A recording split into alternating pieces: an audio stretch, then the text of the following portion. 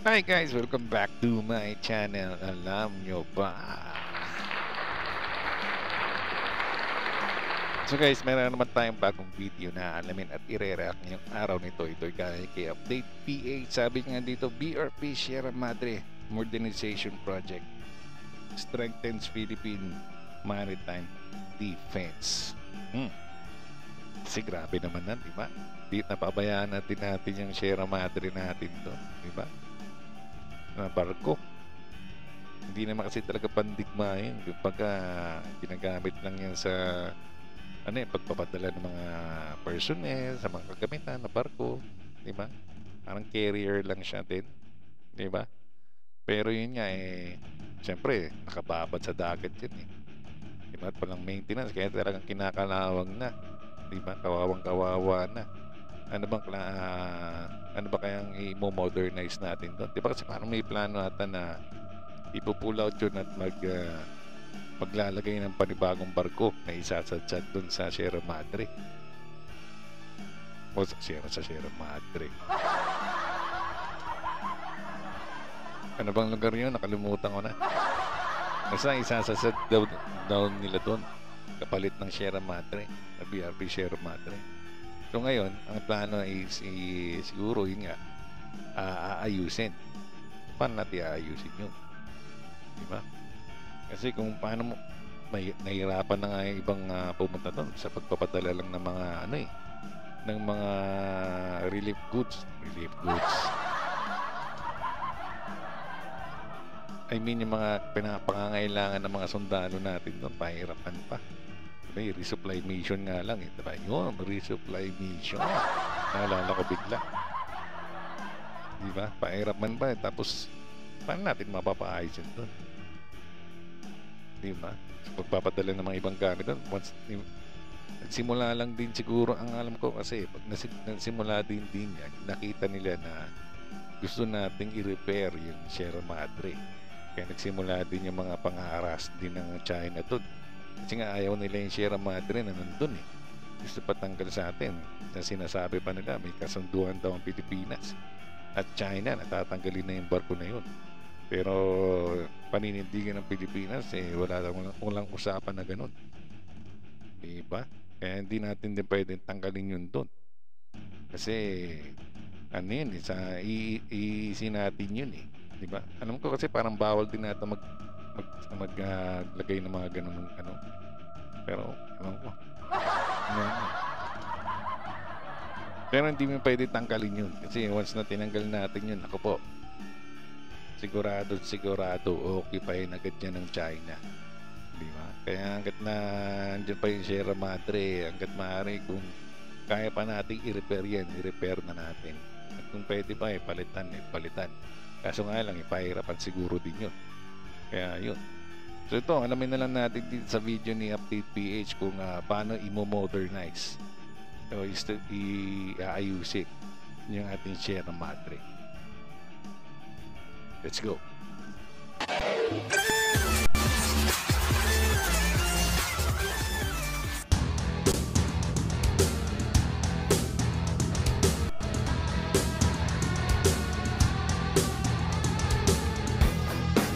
We have received very interesting information to discuss. The Philippine government has taken a significant step in enhancing its maritime defense by renovating and modernizing the BRP Sierra Madre, stationed at Ayungin Shoal, a crucial area in the West Philippines. Ayungin Shoal. Good. This initiative not only aims to improve the quality of life for stationed troops but also serves as a strong commitment. Parang lang siya animation. Pero tingnan mo naman, di ba? Very rusty na. Kailangan talagang ayusin. Di ba? Hindi siya pang barkong pandigma. Hindi kasi pwede natin lagay yung ganun doon. So parang pang carrier nga lang ditong barkong to na mga supply ang nilagay natin doon. Paano kaya? Tingnan natin. To safeguarding national sovereignty. Since October 2023, repair and retrofitting projects have been underway on the ship. Key upgrades include the installation of modern sleeping quarters to enhance troop comfort, the construction of a new kitchen for better meal preparation, and the provision of internet access to strengthen communication and keep personnel connected with their families. These enhancements signify the government's recognition of the sacrifices made by Filipino troops in Tama naman yan. Kasi kawawa naman din yung mga tao natin doon. Walang maayos na tulugan siguro doon. Walang maayos na kitchen yan, ang pangluto nila. Siguro dyan lang sila sa labas nagluluto. Diba? Kasi syempre, namimiss din nila yung family nila. Kaya kailangan talaga may communication din sa family nila, pwede rin sa headquarters. Diba? Kaya kailangan talagang yung mga personnel natin doon, ialagaan din natin gusto. Kasi sobrang hirap din na naka-station ka lang doon sa gitna ng dagat, diba? Mga ilang buwan. Diba? Kaya kailangan talaga din alagaan din natin sila doon. At yun nga, kung mapapaayos natin yung tulugan nila, pwede pa siguro paraming pa yung mga troops na pwedeng magbantay dyan. Diba? Para may comfort din naman sila. Kailangan talaga din nila yan. Defending maritime territories under challenging conditions. However, beyond these improvements, a crucial question arises. Is it time to replace the BRP Sierra Madre with a more modern and capable vessel? While the ship... So, diba, yun nga yung sinabi ko, diba, parang naalala ko, yun nga, may plano na palitan na lang yung Sierra Madre. I-pull out yun, o hilain, then magpalit ng mas modern na barko. Kasi kawawa na rin naman yung Sierra Madre rin dun, eh. Diba? Hindi mo na mapapalubog yun, eh, kasi nga nakasadsad na yun, eh. Pero syempre baka pasukin na ng tubig yung ilalim nun.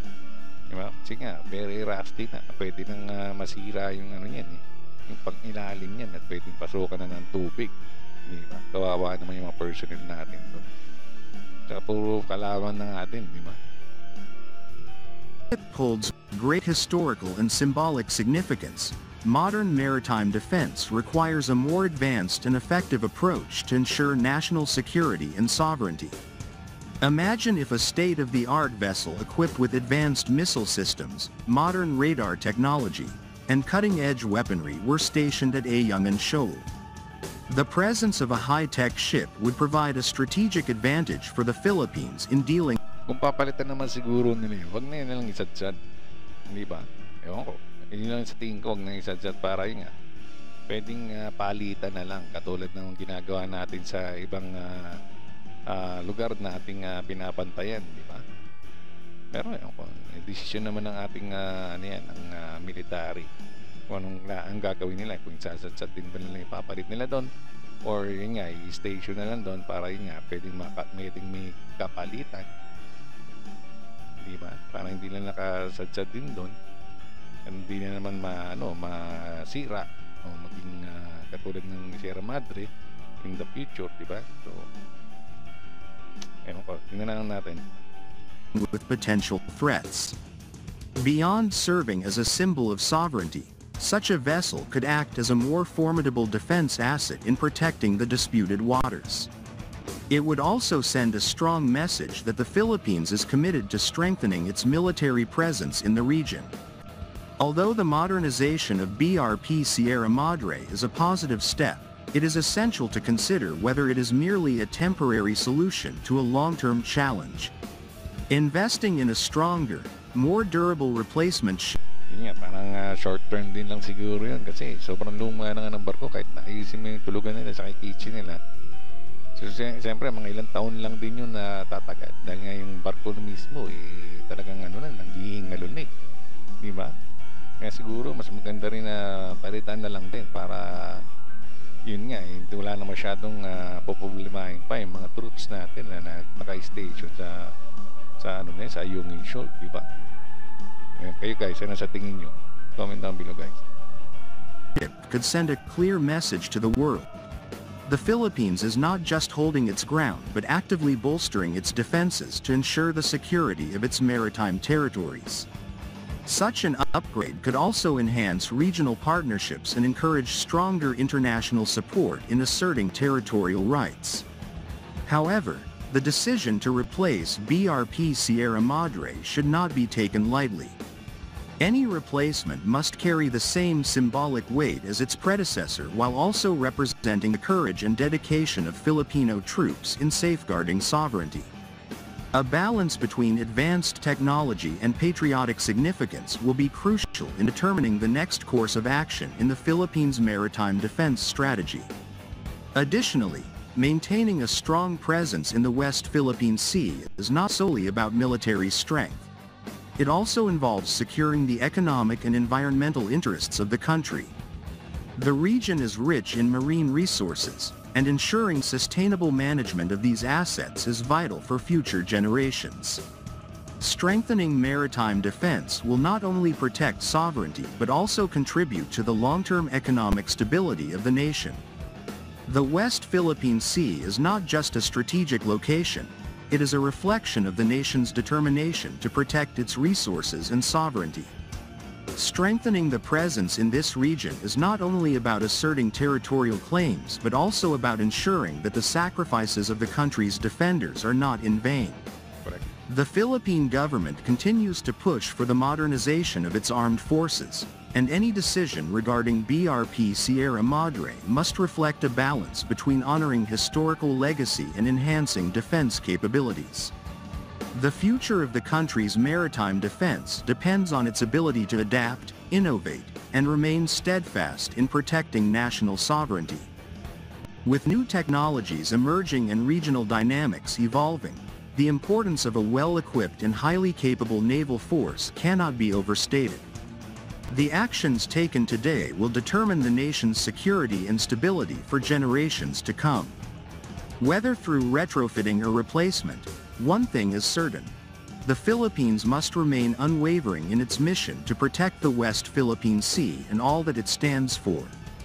With unity, strategic planning, and the right investment in defense infrastructure, the country has a stronger and more resilient future for its people, ensuring that sovereignty and security remain uncompromised.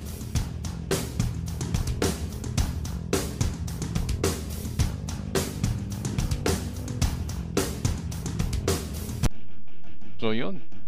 Ako sa tingin ko na lang siguro palitan na lang. Eh, no? Kaso ganun ba kadali lang din yun? Kasi sa malamang aalma ang China rin doon, di ba? At naharangin din tayo doon. Kasi nakakarating na rin sila doon eh. Di ba? Talagang tinitingnan din nila yan eh. Kasi nga, dahil nga sira-sira naman din yung barko, kaya nakakalapit-lapit din sila. Di ba? Kasi mas okay na yung palitan na lang. Kaysa i-modernize pa. Kasi tingnan mo naman din yung kalagayan, di ba? Mahirap na rin. Parang siguro mas malaki paggagastos hindi natin yung i-repair at yung modernize pa natin. Yung may very rusty na rin kasi talaga eh. Kawawa na rin naman din talaga. Eh mas better pa palitan na lang para mas comfort pa yung ating mga personnel, mga Navy personnel na nandyan para bantayan din ang Ayungin Shoal, di ba? Yun na naman sa tingin ko. So okay talaga na napalitan na lang, di ba? Hilahin niya at palitan na lang. Meron pa naman siguro tayong mga barko dyan na yun nga, na decommission na natin na maayos-ayos pa, hindi pa naman sobrang rusty. At yun nga, kailangan din natin ng sonar pa, mga ganyan. May mga gagamit din ng ating personnel diyan sa mga armas din, di ba? Kasi yung wala namang ka-armas din yan, siguro mga machine guns lang yung nakalagay din diyan, di ba? Kaya kailangan may mga advanced weaponry din yung ipapalit din natin para yun nga, hindi sila ganun na lalapitan ng basta-basta, di ba? Pangingilagan din naman sila kahit papaano. Kaya at mapagtanggol din nila ang kanilang sarili pag once na talagang nanggigil na o talagang nagporso na yung ating o yung China na talagang paalisin yung mga barko natin dyan o yung barko natin dyan, di ba?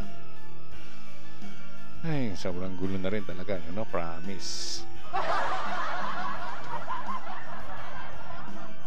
Kaya sana yun nga, tuloy-tuloy lang yung modernization natin at kung kaya pandagdagan pa yung budget natin, dagdagan pa. Para yun nga, madagdagan pa yung mga assets natin na pwedeng pambantay sa ating EEZ o sa ating bansa mismo. Diba na archipelago tayo, so kailangan talaga na marami pa tayong mga navy ship, small man yan o mga big o mga medium size na mga ship, kailangan din talaga natin yan na mas marami pa, diba? So yun, so abang-abangan na lang din natin guys ang update sa Sierra Madre, kasi talagang kawawang-kawawa na rin naman talaga yung barko na yan, kailangan natin talagang palitan, diba? So yun, so maraming salamat kay Update PH sa kanyang video. Mga idolo, lalagay ko po sa description down below full video na to at ang kanyang YouTube channel. Na wag niyo pong kalimutan na mag-subscribe po sa kanya. At syempre rin po, huwag niyo po kalimutan na mag-subscribe din sa aking channel. Hit niyo po yung notification bell at yung like button. At huwag niyo rin po kalimutan na i-follow din po ako sa aking Facebook page na Alam Nyo Ba. So guys, dito na po tayo nagtatapos. Maraming salamat sa lahat. Ingat po tayo lagi and God bless us all. Bye-bye.